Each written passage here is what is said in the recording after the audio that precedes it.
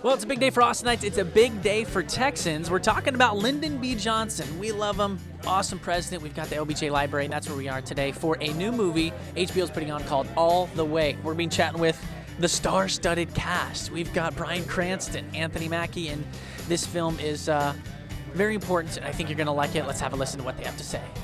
Say, what's the message we're trying to send? What's the story that we're trying to tell about this remarkable leader in a very difficult time, and all that he accomplished and all that he sacrificed to accomplish that, and hoping that, you know, people inside the Beltway are looking at this film potentially and getting inspiration from it.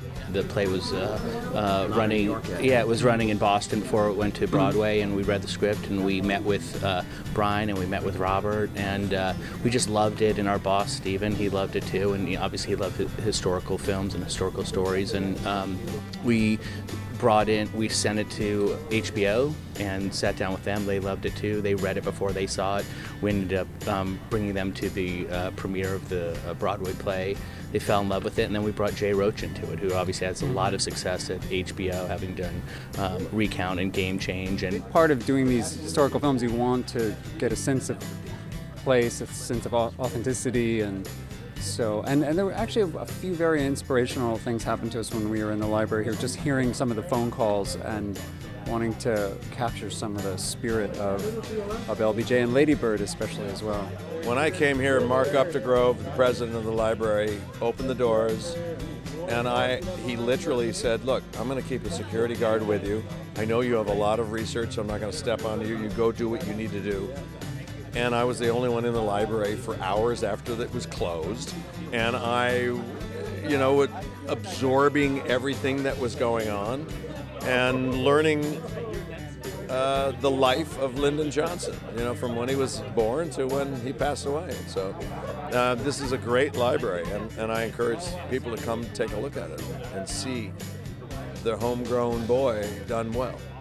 First the play and now the movie has really entered the national conversation. I think we have been part of something that's been happening, a shift in perception, maybe a new willingness to embrace or examine the totality of LBJ's complicated administration. And for that, I feel very good about that. I think we have contributed to a conversation overall about politics in this country, how the political game is played, and what is the proper role for politics here? With political films like this, we don't want them to be history lessons.